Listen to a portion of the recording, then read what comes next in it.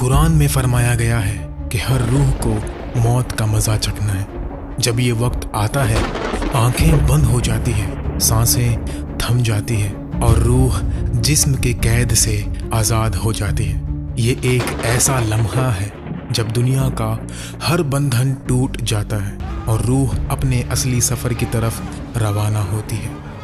मगर ये सफ़र कैसा है, रूह कहाँ जाती है और उसका मुकद्दर क्या होता है, आज हम इस राज भरे सफ़र को समझेंगे जो हर इंसान को एक दिन तय करना है। एक सफ़र जो 7 आसमानों से गुजर कर अल्लाह के हुजूर तक जाता है और फिर बरज़ख के गैबी आलम में रुकता है। मौत का मंजर हर शख्स के लिए मुख्तलिफ होता है। एक मोमिन के लिए ये लम्हा सुकून और रहमत का पैगाम लाता है। कुरान में सूरह अस-सजदा में अल्लाह फरमाता है कि मौत का फरिश्ता रूह को ले जाता है और फिर वो अपने रब के पास वापस जाती है।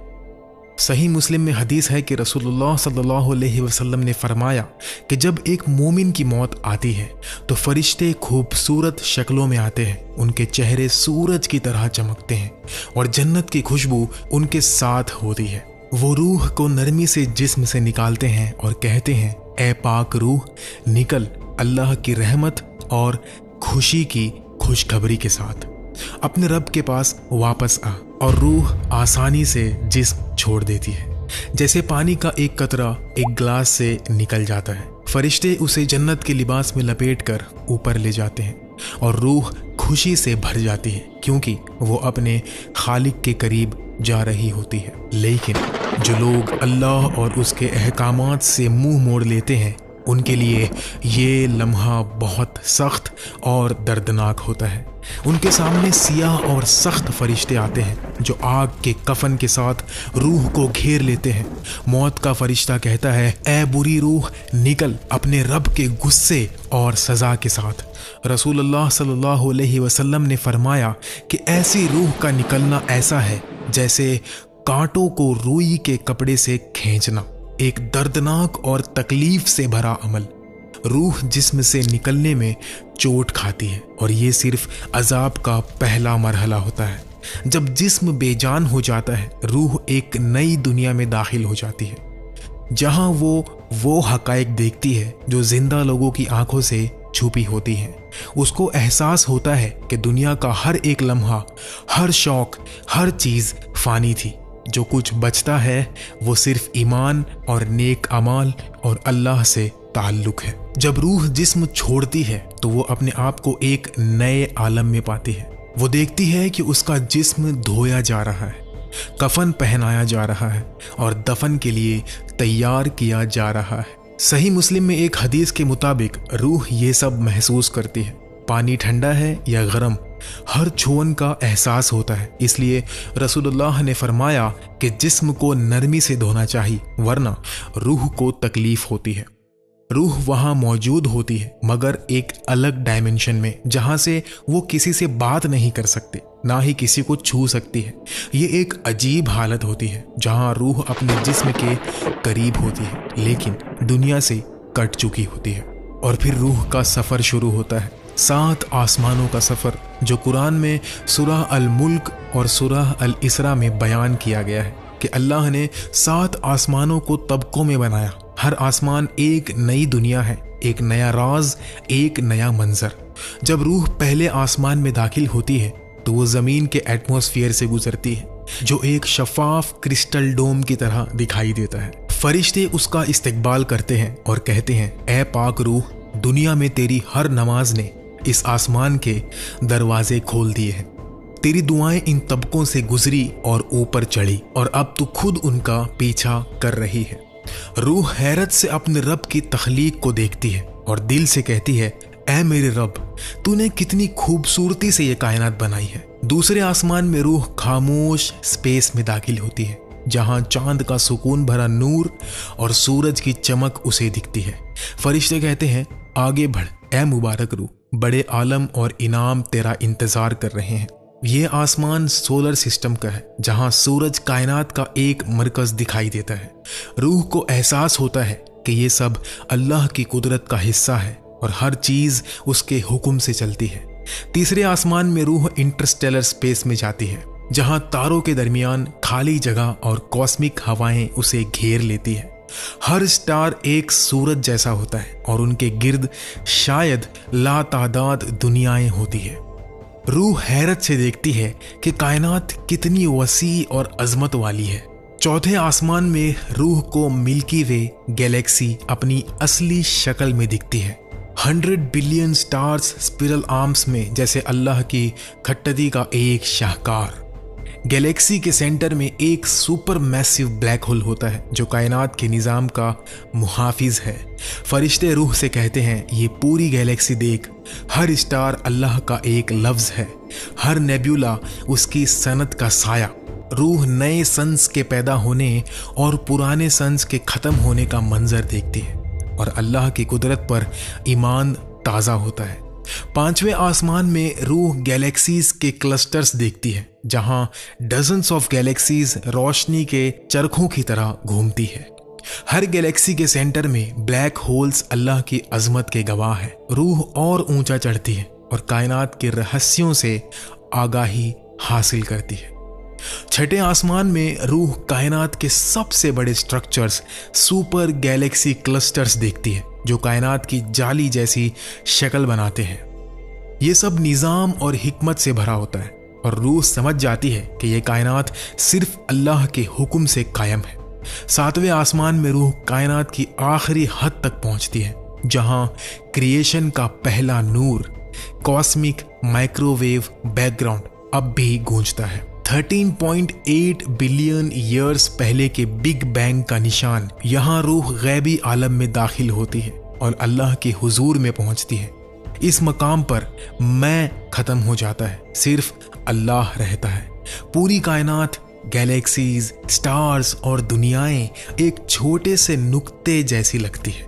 अल्लाह फरमाता है, ऐ मेरे बंदे, तूने दुनिया में मेरे लिए इबादत की, मैंने तेरे लिए जन्नत तैयार की है, खुश आमदीद।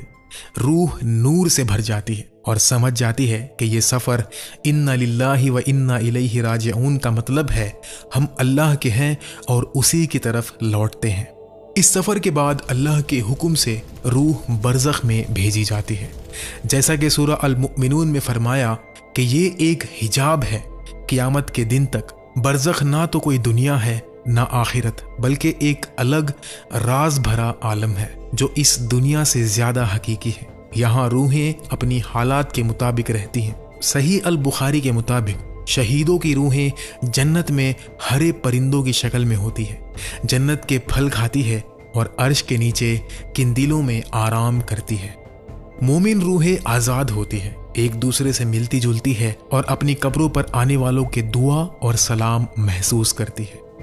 सुनन अन नसाई हदीस के मुताबिक रूहें उन लोगों को जानती है जो उनके लिए दुआ भेजते हैं, मगर कुफार की रूहें सिज्जीन में कैद होती है, जैसा कि सूरह अल मुतफ्फिफीन में जिक्र है, जहां उन्हें अजाब का सामना होता है। दफन के बाद रूह कब्र में एक बड़ा इम्तिहान देती है। सही मुस्लिम की हदीस के मुताबिक 2 फरिश्ते मुनकर और नकीर आते हैं, जिनके चेहरे डरावने होते हैं। वो रूह से पूछते हैं, तेरा रब कौन है, तेरा दीन क्या है, तेरा नबी कौन है। ये सवाल सिंपल लगते हैं, मगर यहाँ दिल बोलता है, जबान नहीं। मोमिन का दिल सही जवाब देता है, अल्लाह, इस्लाम, मोहम्मद सल्लल्लाहु अलैहि वसल्लम, और कब्र खुल जाती है।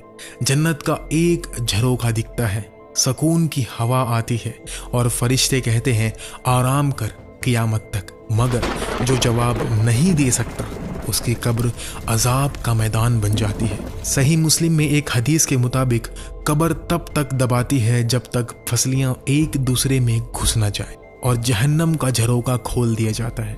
धुएं और गर्मी से रूह मायूस हो जाती है और सज़ा शुरू हो जाती है, जो एक लंबी जंजीर की तरह खींचती चली जाती है।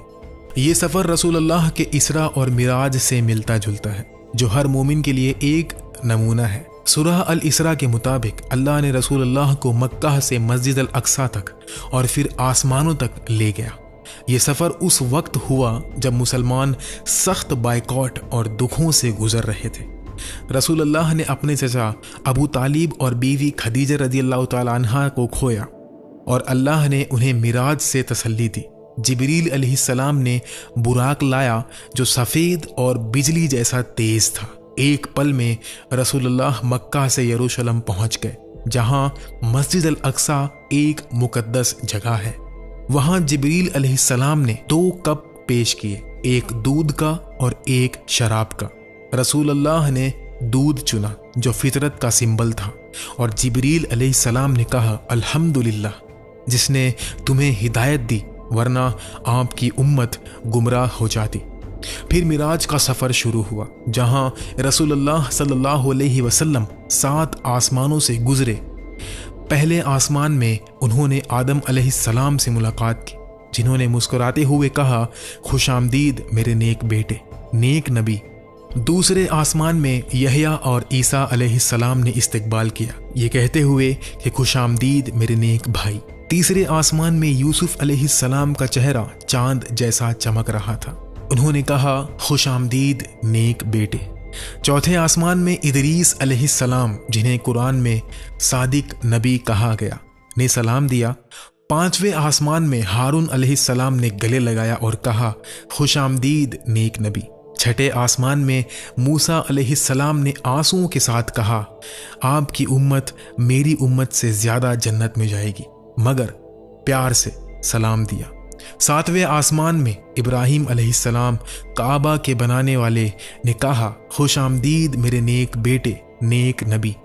यहाँ रसूलुल्लाह सल्लल्लाहु अलैहि वसल्लम ने बैतुल मामूर देखा, जहाँ 70,000 फरिश्ते रोज़ तवाफ़ करते हैं और उनका टर्न क़यामत तक दोबारा नहीं आता।